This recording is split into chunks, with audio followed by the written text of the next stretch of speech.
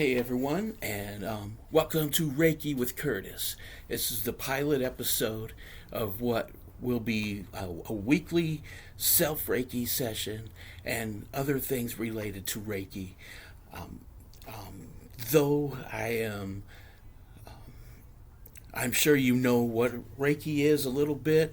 If you're curious and a beginner, I want to allow for that. So I'm going to explain some things that if you are already a seasoned Reiki practitioner, you may not want to sit through it. But still, I want to talk a little bit about it as I go into it. So, what I intend to do then is weekly have different self Reiki sessions and in different locations, and also afterwards have some kind of explanation as to what makes it meaningful for me.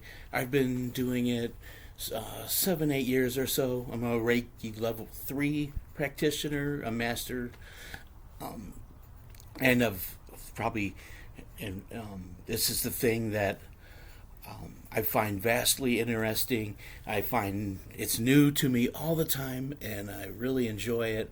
And I want to share it with people who may have heard of it and may not see themselves represented in the other Reiki videos that are out there.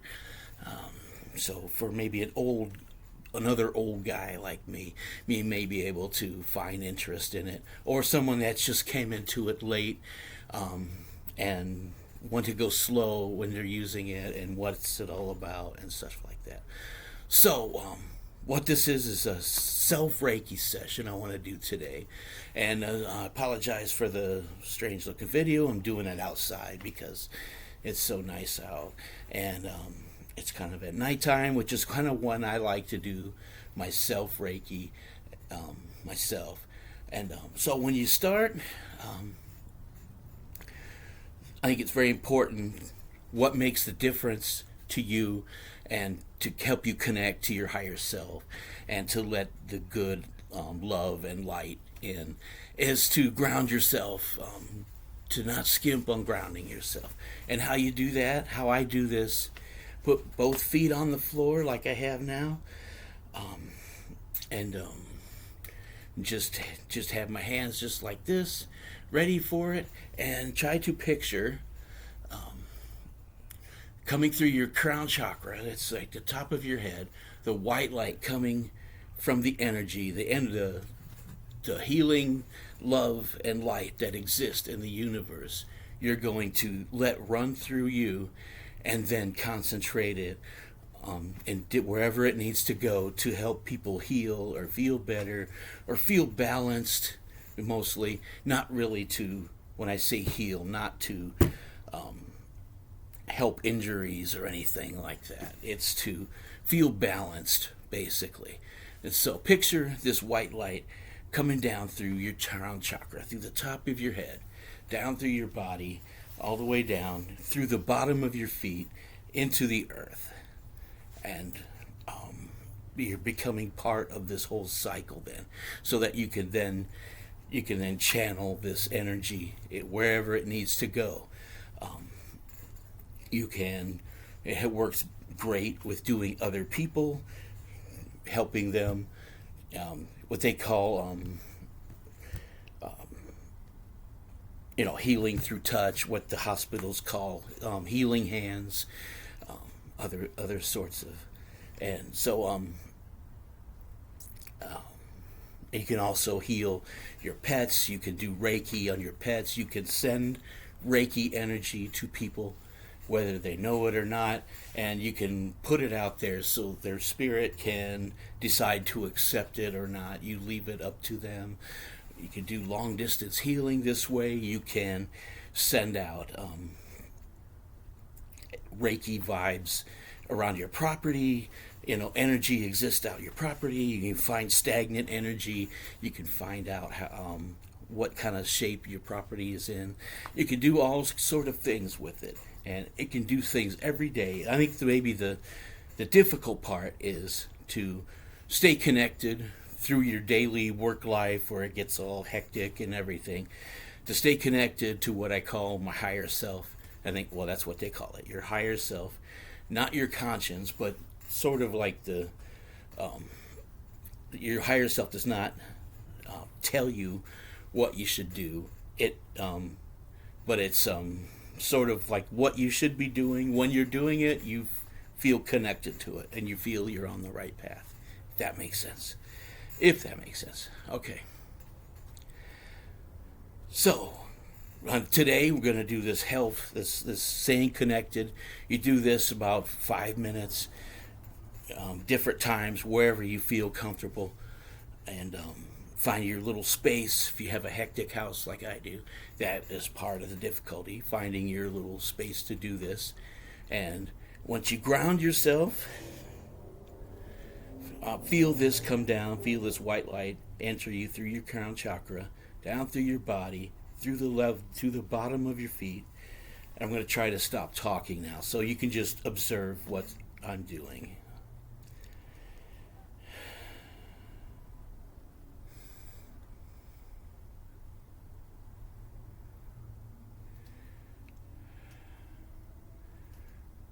Once you feel balanced and equal, energy equal all through yourself,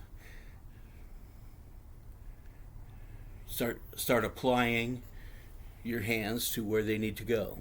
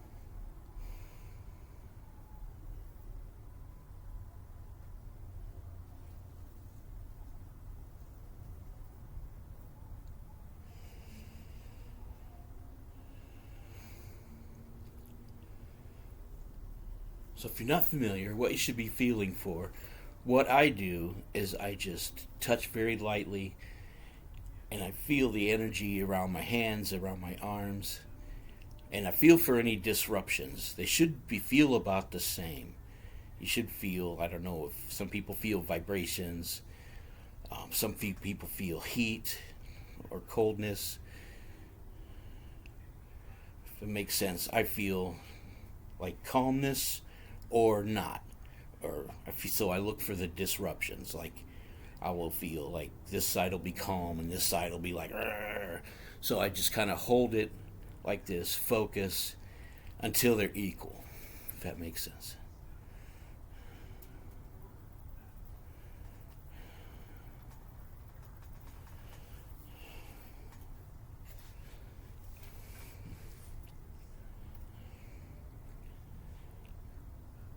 And they don't have to apply to the front of your body. What you're looking for is in the center. So you can do this to your back. It's the same difference. So if you are feeling it's a better shot to the middle of your body through your back,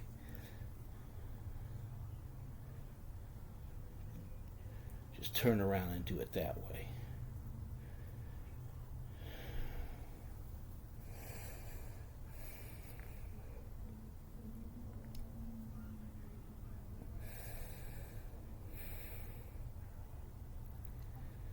Okay. And you're just working your way down.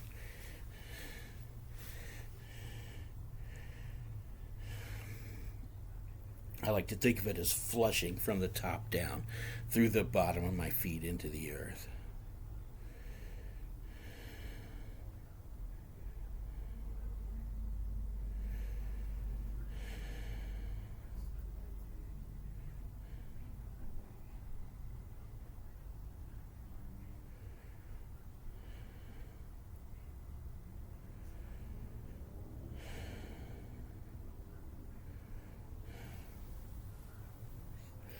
One final grounding toward on your feet.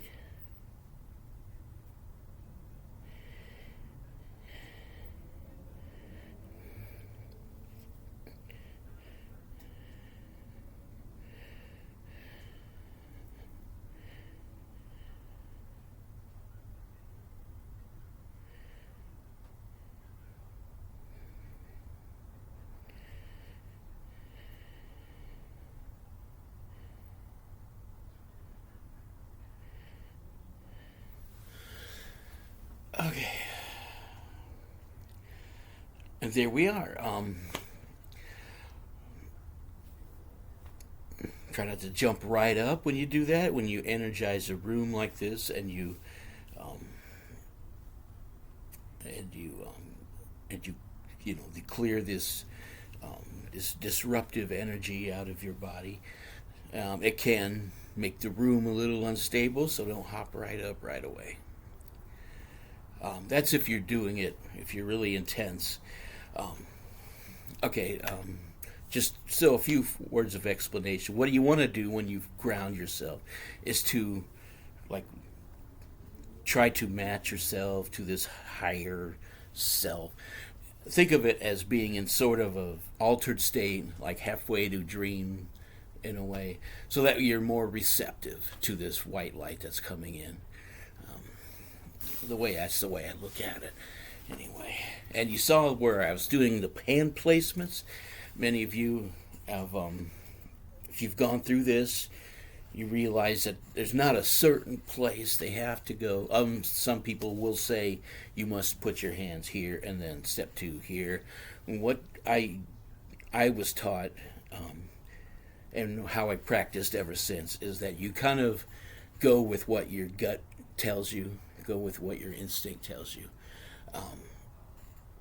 And I think that's your body telling you where it needs to go, or the universe directing you, however you want to put it. And if you saw where you start from the top and kind of flush yourself all the way down into the earth, is where it gets grounded. If you ever take things out, if you ever have like a lot of really disruptive energy and you have to peel it off and cut loose and stuff like that, you need to put energy back in so that you are all balanced. And that's kind of, if you feel like I feel it in my arms, I will feel like this one will go like this and this one will be calm. So while you focus until they are balanced. And so if you take something out, they're not balanced. Anyway, going through this is, I base them on the chakras, the portals in the body that are relative to different things. Like your crown chakra is accepting that your third eye right here is what you see spiritually.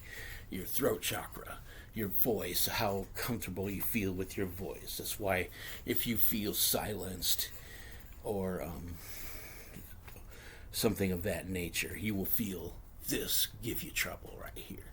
Your heart chakra, your solar plexus, your sacral chakra, and then your root chakra. And just brush this all the way out. There's more than that, of course.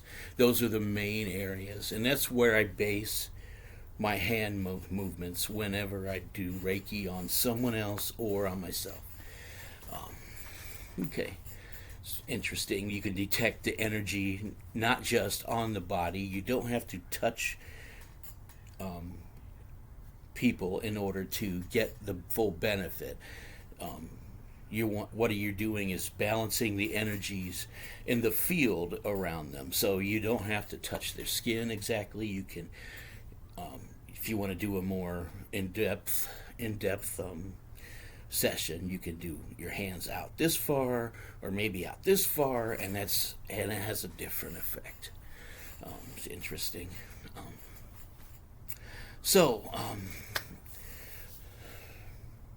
think that's all I want to cover for this time. I'm going to do this every Monday, and by Monday evening we should have a new video, a new self-reiki. I should record it during the daytime in different locations, and then I will also, for subscribers, I'll have like special videos that relate to things, energy things other than Reiki. So, like I talked about cleansing, clearing property, or um, or detecting energy on your property. I have what I do like the first week, like on it. I think not this week, but next week, I'm going to start on Thursday having a video where I do the other things. So like dowsing rods to detect energy, maybe on my daughter's property because she just moved in there. So I can tell her. Usually, dowsing rods are like the metal rods that spin around, and they used to use them to detect water, and that's because they can detect hydroelectric energy under the ground or whatever is, like if there's a big old hole under the ground, like a cave or something, it can tell you something is down there. So in Puritan times, they needed a well. They would take the dowsing rods or divining rods, whatever you want to call them, and search for water that way. But you can also use them to detect um, um, like the spirits that live there.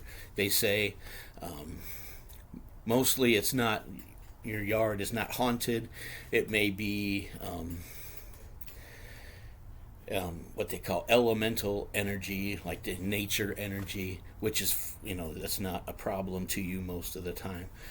Mostly it's what they call residual energy from things that happened in the past, and which is a snap to clear up. Well, usually, and let's see, what else can there be? They say if someone has cursed your land 150 years ago, it could still be there causing people trouble. And really, I think, there's probably some scientific explanation for it, but you can know where that is and then find people to help you deal with it. Okay, and so we're going to go through that. I think probably the first week of May or the second week of May. And so if you're interested in stuff like that, it's something I work on all the time. So I'm looking forward to exploring this and sharing it with you. And so if you like and subscribe, you will see these notifications come out, or you can just check back with the channel every once in a while to see if anything new is happening. Week number 2, next Monday, we'll have another location and another self-reiki session with another little spin to it. And I got a lot of things coming up planned, so it'll be a fun ride. Looking forward to it. Okay, if you want to ask questions about anything, you can put them in the comments section. Of course, don't be really mean to me, or I will just delete you off of there. But I would rule my comment section with an iron fist. If you're genuinely curious about something, I will do the best to answer. If I don't know, I know people that do know. So, looking forward to this adventure. Okay. On that note, from the 3-season room in the middle of the night, not in the middle of the night, at 10 o'clock at night, I bid you farewell and hope to see you again soon.